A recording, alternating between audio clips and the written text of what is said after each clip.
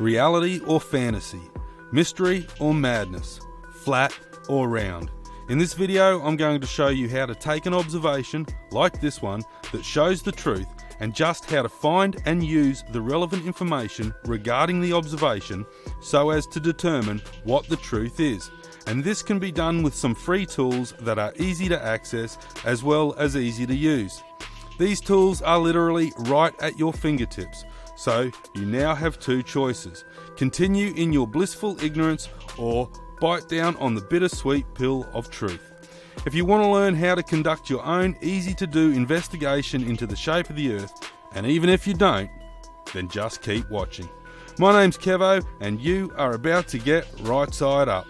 As the saying goes, it's now time for you to learn to catch your own fish, and this video will give you easy-to-digest knowledge that will see you with the ability to fish for yourself. And on that note, before we get into it, make sure that you get notified of my latest videos by hitting the subscribe button and clicking that bell to set notifications.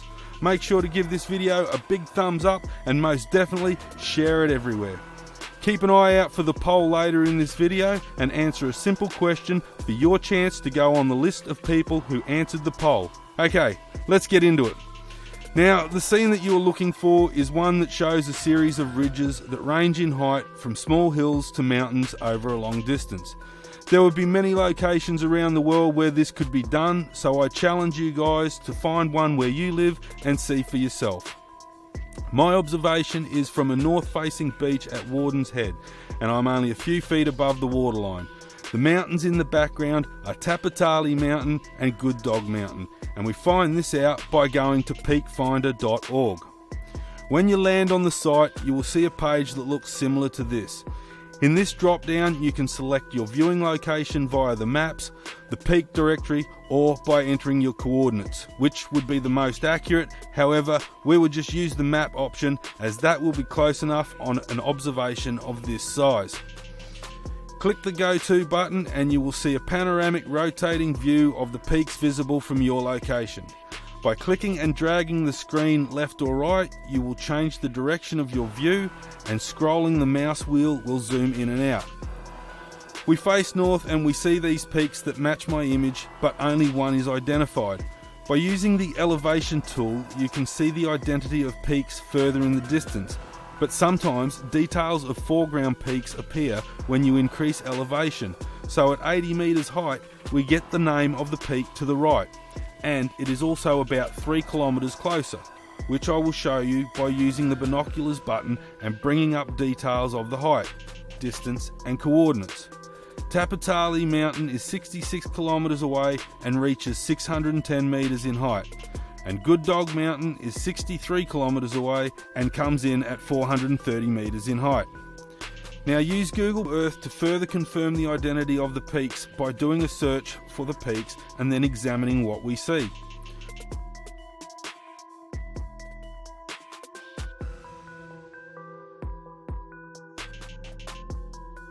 We can match the direction from our viewing point and check things like distance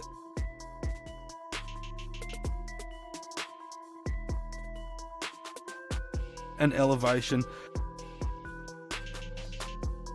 as well as getting into position to view a profile shot. Draw a line from your viewing location to a point past the peak. Remember to cross over the highest point. Make sure you select Clamp to Ground in the Altitude tab, then save that line. Now right-click that line and you will be able to view the elevation profile and check the maximum height.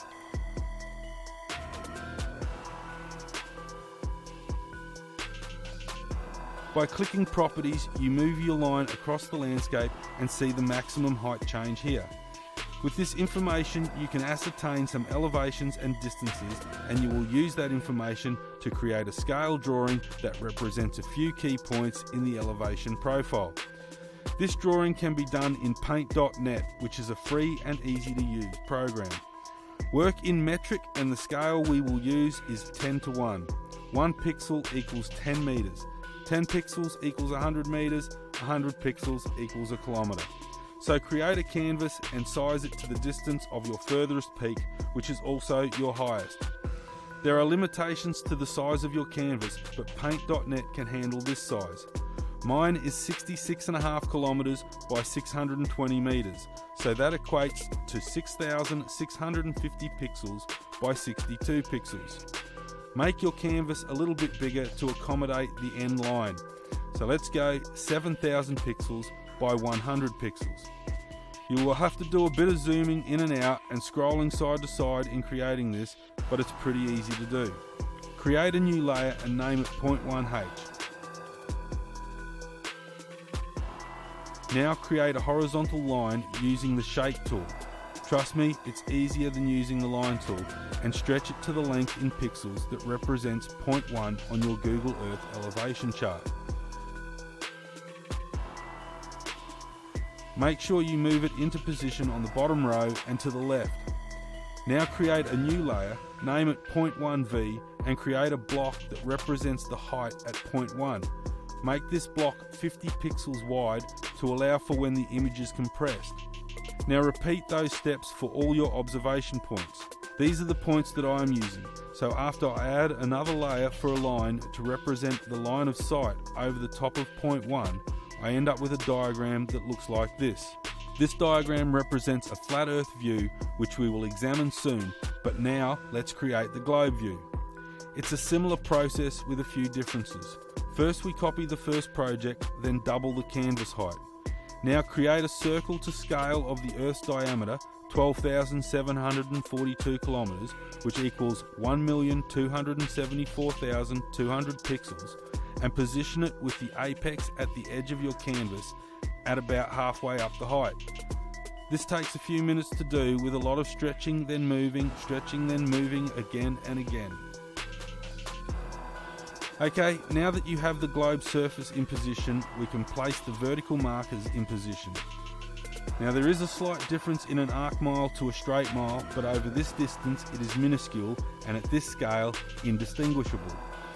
So all we have to do is move the vertical markers down to position by selecting them one at a time and use the down arrow key. Turn off all the layers that you no longer need and add your line of sight over the top of 0.1, and this is your diagram.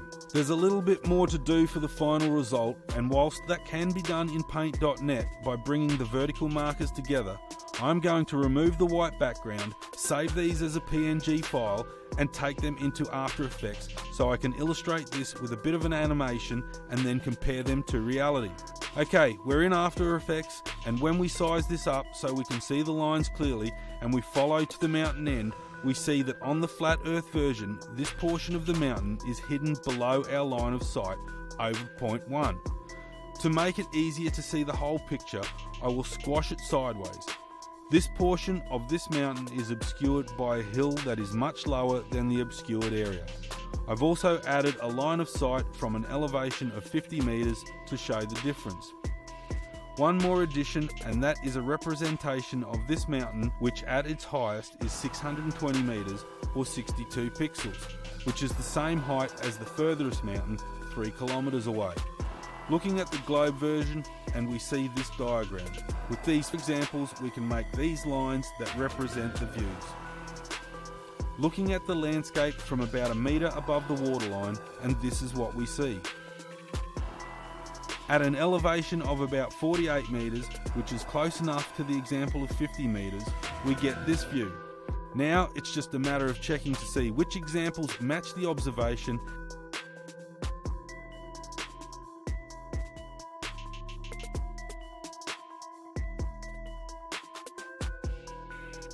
and while you're at it, take a quick second to tap on the poll in the top corner and choose your response.